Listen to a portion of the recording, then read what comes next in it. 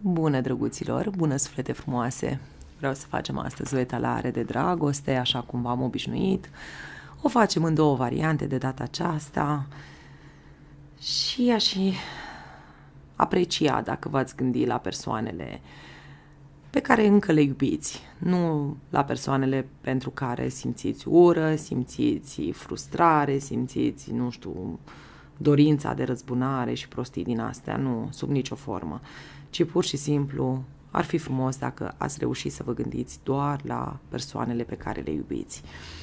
Bun, numărul 1 și numărul 2 și haideți să vedem cum se raportează această energie la relația cu tine, la tine în general, cum te vede, cum vede situația, da? Cum o vede, din punctul celui pe care sau celei pe care tu o iubești, din punctul său de vedere. Bun. Țineți totuși cont și de faptul că aceste etalări sunt etalări colective, da? Etalări generale. Bun, numărul 1. Prima variantă. De 2 ori și de 3 ori. Și o să le scot eu așa. Cum este această persoană acum în prezent, cum se gândește la tine, da? Cum ești tu în mintea acestui om, cum ești în sufletul acestui om, trecutul, cum te-a văzut în trecut și în viitor, cum o să te vadă sau cum e relația voastră. Iar la capătul cărților avem un 3 de cupe. Interesant, pentru că 3 ăsta de cupe, aici vorbim poate că în unele cazuri despre un triunghi amoros. În alte cazuri poate că abia așteaptă întâlnirea cu tine. Dacă nu v-ați văzut de mult, atunci vorbim despre această întâlnire. Dacă persoana asta este lângă tine, da, sunteți împreună, poate că iubește așa un pic aventura. Pajul de spade arată o persoană care este foarte curioasă, care spionează, care se uită pe rețele de socializare, urmărind ce face unul, ce face altul. Ok, hai să vedem. Și începem. Ce este în sufletul acestui om? Și avem aici. Sau ce este în viața acestui om acum, în prezent. Și aici văd marele preot și 2 de monede. Persoana asta se pare că jonglează între 2 situații. Încearcă să mențină echilibru foarte bine chiar. Dacă te uiți aici, ambele monede sunt la aceeași înălțime, sunt la aceeași distanță, sunt cumva foarte bine echilibrate. Adică persoana asta se descurcă foarte bine între cele 2 situații, da? Poate că una dintre situații ești tu. Aici avem marele preot. Acum, dacă tu știi că ești căsătorită sau căsătorit cu această persoană de care tu întrebi, probabil că persoana de care tu întrebi jonglează între căsătoria cu tine și altceva. Ce-o fi acel altceva, vom descoperi pe parcurs. Dacă nu, atunci posibil ca persoana asta să fie căsătorită și să jongleze între tine și o altă ființă. Sau mai există și a 3-a variantă în care omul este o persoană foarte credincioasă, o persoană care își împarte viața între tine și credință, că mai poate fi și asta, da? Aici vorbim și despre credință, nu neapărat despre căsătorie. Poate fi un doctor în unele cazuri sau poate fi o persoană religioasă. Pentru mine marele preot este și doctor, este și o persoană care are grijă de ceilalți, da? Le oblojește rănile sufletești sau trupești. Ok, ce avem aici? 9 de monede, o persoană independentă, o persoană sigură pe sine, cum se gândește la relația cu tine, cum se gândește la tine. Foarte interesant cum se gândește, pentru că, din câte văd eu, persoana asta se vede mai mult singură sau te vrea singură, dacă nu ești. 9 de monede fiind cartea burlacului sau a burlăciței, persoanei care se descurcă, este independentă, este pe picioarele ei, dar este singură. Sau face totul de unul singur sau de una singură. Interesant. O să vedem ce e și cu... Ce are în suflet pentru tine? Temperanța. Tu îi aduci liniște, îi aduci echilibru. Foarte frumos. Un echilibru. Armonie îi aduci în suflet. Deci, indiferent de ce are prin viață, prin ce trece, ce se întâmplă acolo, tu ești baza cumva, susținerea acestui om, tu îl echilibrezi, îl calmezi, reușești probabil tot timpul să-l aduci cu picioarele pe pământ atunci când este, nu știu, anxios sau nervos sau supărat sau tu reușești, da, să calmezi această persoană, să o echilibrezi. Hai să vedem în trecut. În trecut spânzuratul aici, spânzuratul, ce să zic eu, a fost un blocaj între voi doi sau momentul în care v-ați întâlnit a fost cumva așa critic pentru că nu ați putut să vă manifestați, nu ați putut să manifestați această relație, poate. Pentru că spânzuratul vine cu un blocaj destul de puternic din partea universului, adică nu a depins de voi, nu a fost că vai, n-a putut să vorbească cu mine că s-a simțit nu știu cum, nu, aici a fost o situație, da, o situație destul de complicată și cumva a blocat evoluția sau a blocat relația asta voastră. În viitor, un 6 de bâte, foarte frumos, 6 de bâte vine cu o victorie, cu un succes, cu o reușită. Cu o reușită. Vrea cumva să facă această relație publică, să știe lumea în cazul în care, de exemplu, totul este în secret, în cazul în care persoana asta este căsătorită, să zicem, da? În viitorul apropiat văd că lucrurile vor ieși la iveală, se va ști, va fi în văzul lumii, poate că amândoi veți avea parte de ceva frumos, de o reușită împreună, faceți ceva frumos împreună. Hai să pun și câte o carte din acest oracol. Ia să vedem, punem așa câte o carte pe fiecare. Și vedem ce mai apare pe aici. O chimie extraordinară între tine și persoana asta, pasiune, atracție. Ați avut un spark așa, ca un foc de artificii între voi doi. Cam așa simte omul ăsta, da? Simte multă atracție pentru tine. Nu se poate stăpâni, nu poate sta departe. Interesant. Hai să vedem aici. Totuși, există separare, există distanță între voi. Ia uite, cartea distanței, da, separării, spațiu, un blocaj. De aceea apare noul ăsta de bâte. El e singur sau ea e singură, acum se gândește la această singurătate, se gândește mult la tine, foarte mult, din câte văd.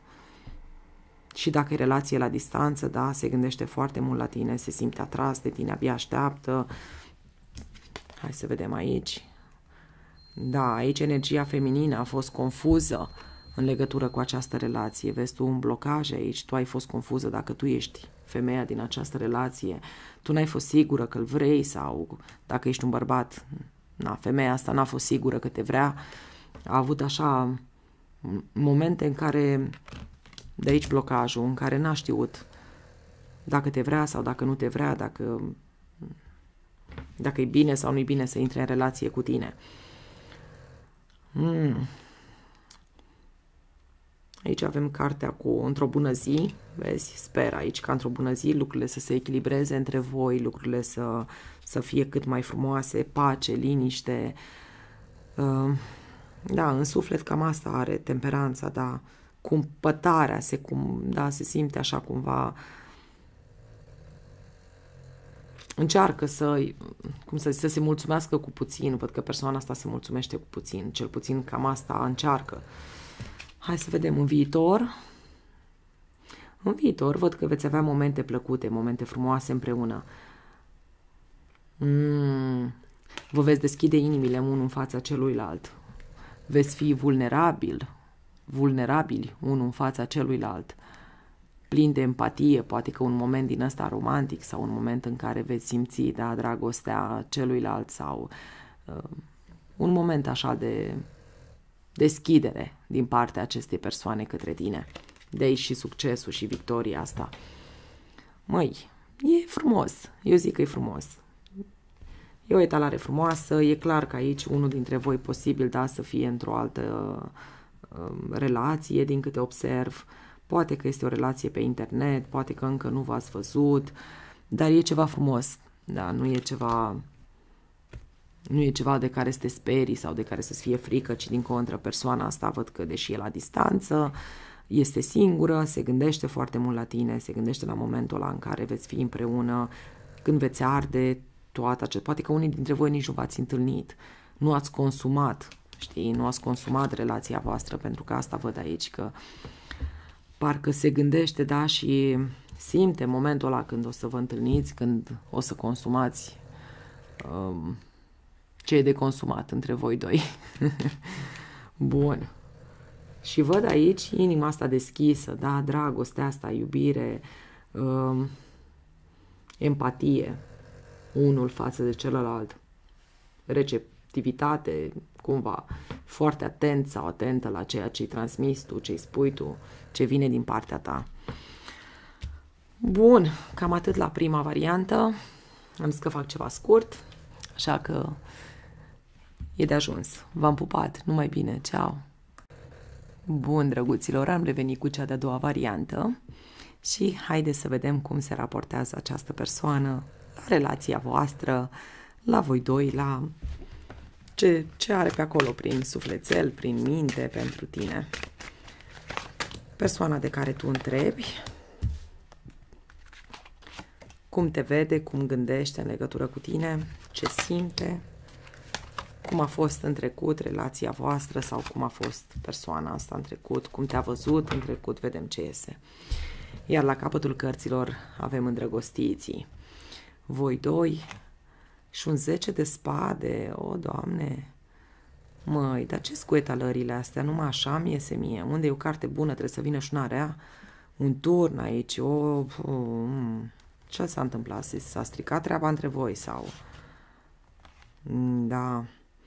Vorbim despre o dragoste din asta nebună aici, la extreme, dusă la extrem, așa cumva, parcă din dragoste din asta nebună, frumoasă, cu patimă și romantism, ați ajuns la trădare, la încheiere bruscă, la... Na, sper că nu e așa. Eu asta văd la capătul cărților, dar să sperăm că nu e așa. Hai să vedem ce ne spune. Ce are diavolul? Ce se întâmplă aici? Și regina de cupe. Diavolul și regina de cupe. O, Doamne, ce combinație! De obicei, regina de cupe vine cu dragoste necondiționată. Cum consideră persoana asta că ești tu? Păi cu regina de cupe aici și cu diavolul, da? Consideră că dragostea ta e toxică, dar de ce e toxică? De ce e prea mult sau prea puțin sau ce se întâmplă? Sau e dependent de dragostea ta? Ce se întâmplă? Ce se întâmplă aici? De ce diavolul e dependent, este obsedat de dragostea ta, de ceea ce tu îi oferi? Și aia e posibil. Da? Să fie obsedat așa. Soarele, minte, da, e obsesie aici. Sta să le desfac pe toate, ca să nu vorbesc înainte de a le vedea pe toate. Ok. Foarte interesant. Cine a ales numărul 2? Cine a ales numărul 2 să mă zăpăcească pe mine așa tare? Văd aici în trecut confuzia asta. Poate ca ta, poate ca lui, nu știu, sau a ei. Văd confuzia asta, văd că a existat un pericol, văd că, vezi tu aici în 7 ăsta de cupe, există o persoană care poartă o mască, care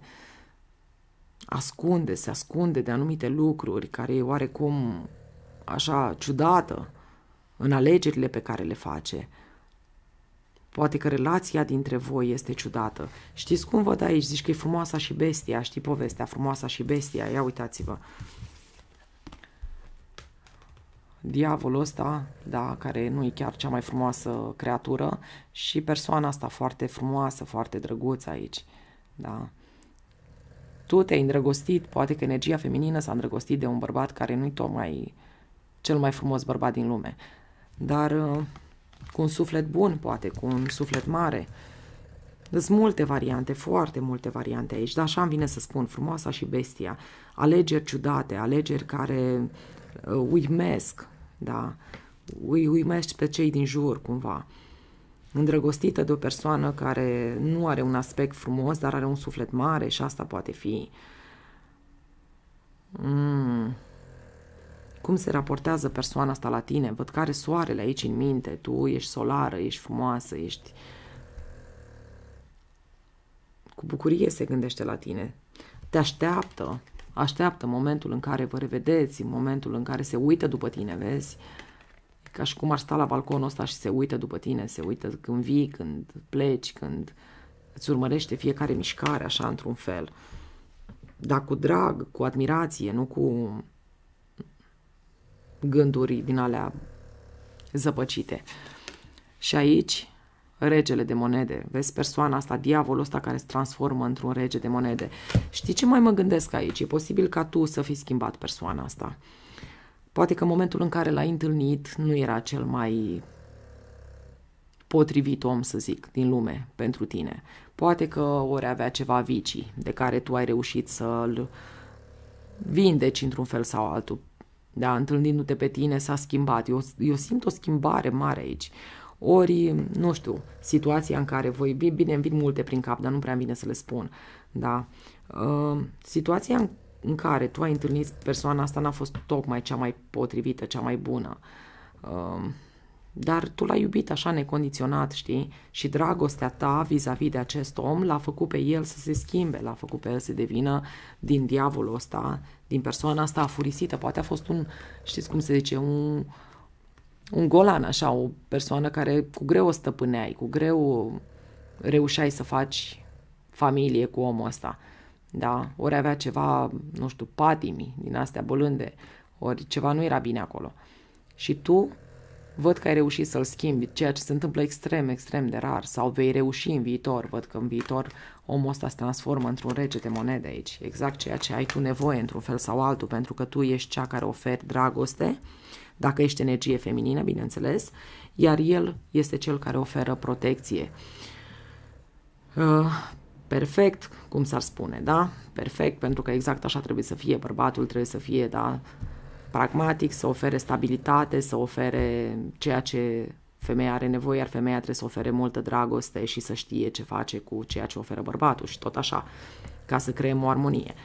Și văd că asta se întâmplă, văd că tu ai schimbat sufletul acestui om.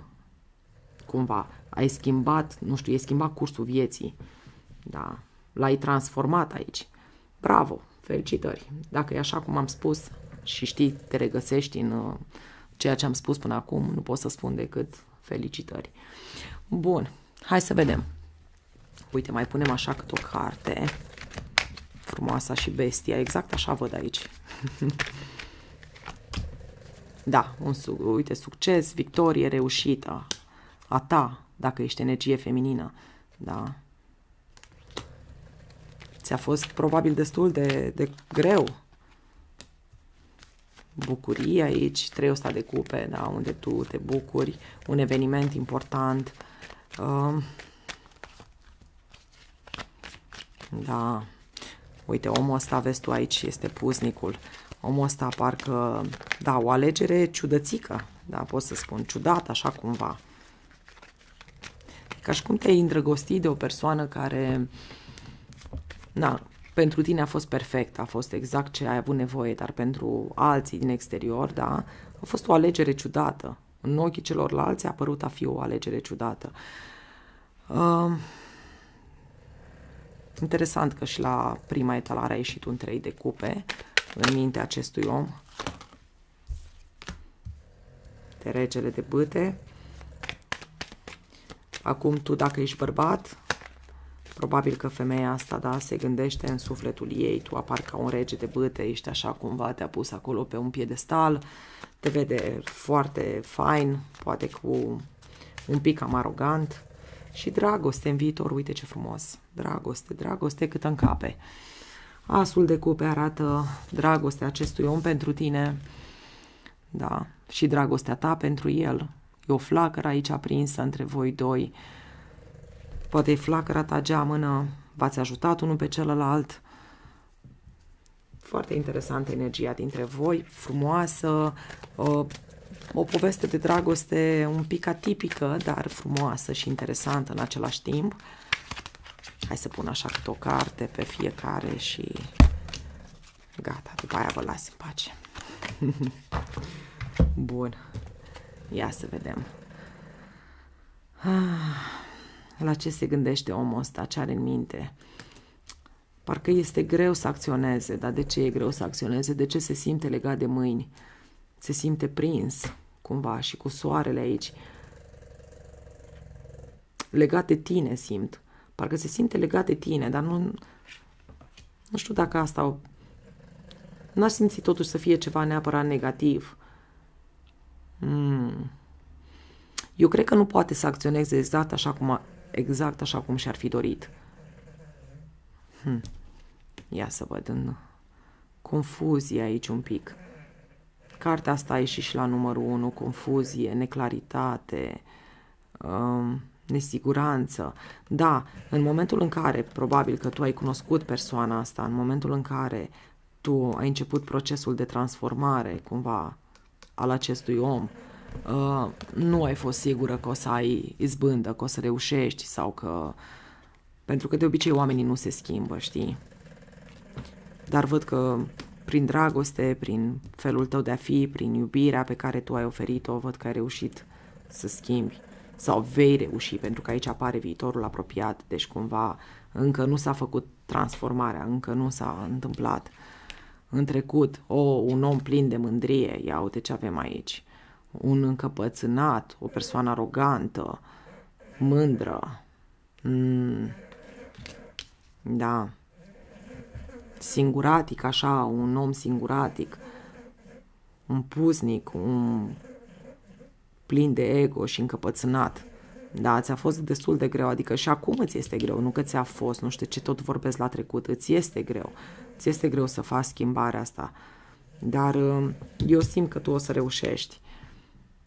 Măi, ce mult, ce naiba, parcă aceleași cărți îmi ies ca la numărul 1. Poate fi și o distanță între voi, poate că omul ăsta se uită în trecut, se tot uită în trecut, nu știu de ce se uită în trecut și vrea ca într-o bună zi, vrea să facă ceva, vrea să se transforme, dar vezi tu îl transformi într-un rege de monede, da, sunt aceleași cărți ca la numărul 1, foarte interesant, numai au venit cumva diferit. Uite, chimie între voi, dragoste, atracție, pasiune, cât încape în viitorul apropiat. Dar ce e interesant că omul ăsta nu-și dorește să fie un rege de monede, el își dorește să fie un rege de bâte, pentru că el, totuși, în ființa lui, în subconștientul lui, acolo e un om mândru. El vrea succes, vrea victorie. Omul ăsta nu e chiar om de casă, să știi. Se schimbă pentru o perioadă, poate, pentru tine. Devine un rege de monede pentru tine, pentru că te iubește, pentru că, da, simte chimia asta vis-a-vis de tine. Dar el, în subconștientul lui și în sufletul lui, omul ăsta, să știi că e un rege de bâte. El vrea să fie apreciat, vrea să fie lăudat. Nu știu dacă ai întâlnit pe cineva așa din zodia leu, dar un leu autentic, adică nu mai sunt și lei mai pisicuți așa, nu, un leu autentic. Și dacă ai făcut un compliment unui leu, să-l vezi cum se crește așa, parcă, cam așa e omul ăsta. Acum nu știu dacă e zodia leu, fecioară, nu contează, că mă văd mai multe, da, văd leu aici într-adevăr, văd fecioară, văd capricorn, dar și gemeni mai văd pe aici, dacă tot am zis zodiile, acum să le înșir pe toate. Dar cam asta, cam așa e genul ăsta de persoană pe care o simt eu aici, da? Genul acela care îi place să fie lăudat, să fie gâdilat, așa un pic, să-i gâdile orgoliu. Da. Bun, dragii mei, cam asta e treaba. Cred că e de ajuns. V-am pupat, numai bine, ceau, ceau.